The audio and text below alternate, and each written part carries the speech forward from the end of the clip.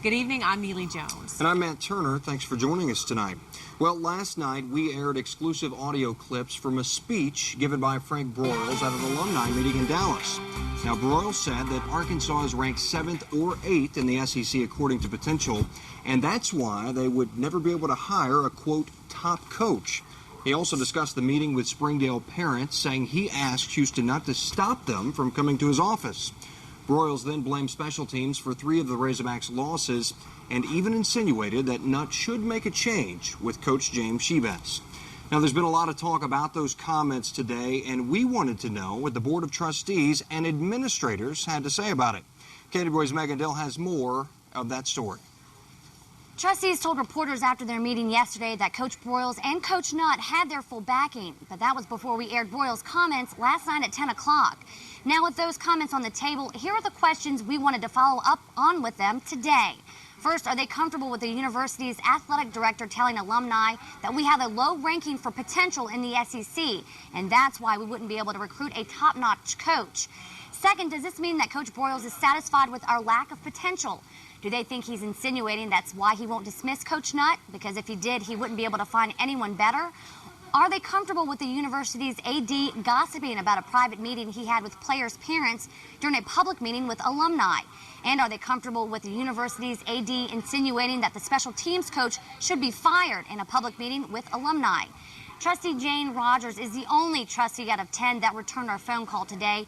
She told us, I'm sure he didn't mean any of this in a negative way. He's been a wonderful AD, and I can't imagine him saying anything that negative on purpose.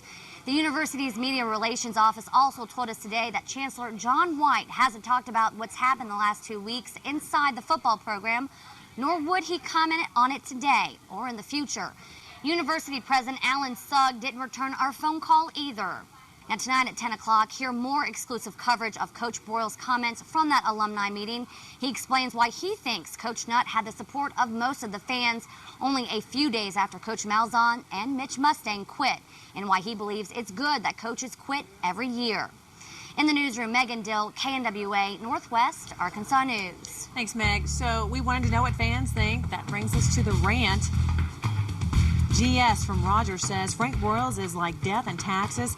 He is one of those things that we are cursed with as fans of the Razorbacks. His comments on Hogs being rated as 8th best team in the conference demonstrate that he has little real concern for the team, the coaches, or the fans.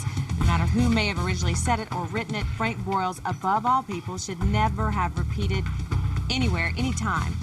It is time for him to go.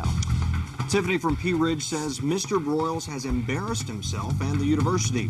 As a student, I am terribly humiliated that a person that the public sees representing our school would behave in such a manner.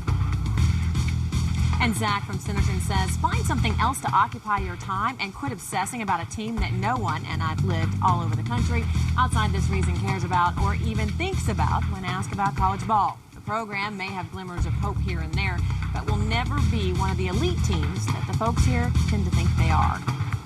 So what do you think about Frank Broyles' comments? Tell us. Go to knwa.com and click on the rant.